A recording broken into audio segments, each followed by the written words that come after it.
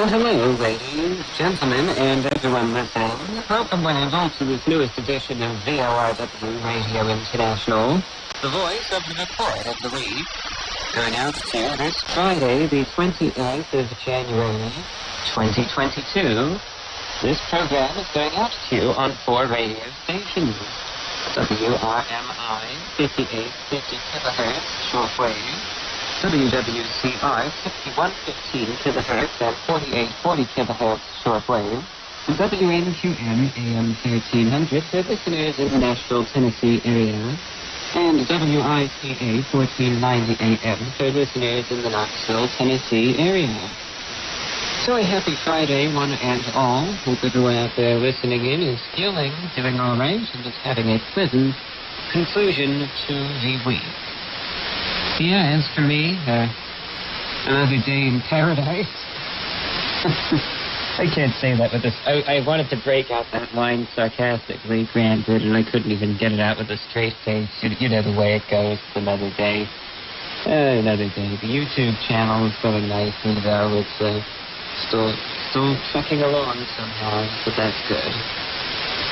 In tonight's broadcast, I want to discuss 2 current events, one of which is, both of which are newsworthy, and I just found them interesting. And then after that, as we do in every program after the discussion, we'll balance things out with some listener-requested music. We'll take some listener requests. Maybe I'll give a few shout-outs later on in the broadcast, too, because I don't think I did that last night. So maybe tonight, we'll accompany the music with a few shout-outs. Anyway, I will open up the email address a little later on. Here, just think about something that you might hear on the radio, and then in a few moments I'll open up the email, and you're more than welcome to just send in the title and the artist, and I'll try to get it played for you. That said, 2 things going on in the news. Now, this has been getting it's been getting increasing coverage by the day. And it's something that I've known of for a while now, I think since the news broke days ago. And I've been following it, and finally I think I'll talk about it on the show tonight.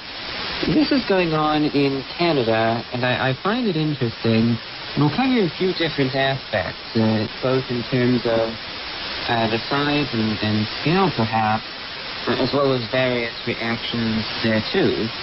But here goes. A convoy of Canadian truckers is making its way to the nation's capital of Ottawa to protest COVID-19 vaccine mandates affecting the trucking industry.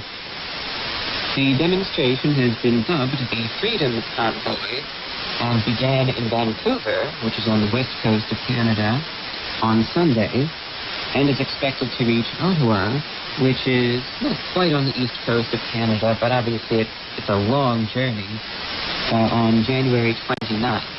The group had raised a GoFundMe, saying we are a peaceful country that has helped protect nations around the globe from tyrannical governments who oppress their people. Now it seems to be happening here, the group's GoFundMe said. We are taking our fight to the doorsteps of our federal government and demanding they cease all mandates against its people. Small businesses are being destroyed, homes are being destroyed, and people are being mistreated and denied fundamental necessities to survive. The page continues. So here's what's going on in terms of the trucking industry in Canada. Now, obviously, even though the U.S. and Canada are, right geographically next to one another, the approaches in terms of the COVID situation are vastly different from one country to the next. And if you listen to the broadcast last night, we talked about how in the U.S., it can be a state-to-state approach, and you still see some differences. For instance, comparing Florida and New York in terms of COVID, you'll see huge differences in terms of mandates, etc. Now, in Canada, though, the approach is much more strict, I suppose you would say, in terms of COVID. And that's just how it is. That's a fact of the situation. Where in Canada you see more expansive mandates than you see in the United States. Now, one such mandate that is taking place that is affecting some truck drivers in Canada, but as well as the United States, is a cross-border vaccine mandate. So there are many truck drivers, of course, who ship various goods and produce and products, etc., across the border from the United States to Canada, Canada to the United States, etc. This is being enforced by both the United States and Canada, where non-U.S. individuals seeking to enter the United States via land ports must provide proof of vaccination. Now, for some, that's no big deal, but approximately 20% of the 160,000 cross-border American and Canadian truckers could be taken off the roads due to the mandates in both countries.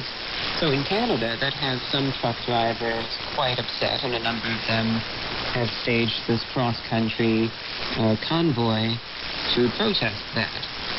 And there are also concerns about how this could exacerbate the already existing supply chain shortages, which are already in a cumbersome state in Canada and the United States. What's interesting to me, not only is the convoy itself an interesting thing, I've been following it for a number of days,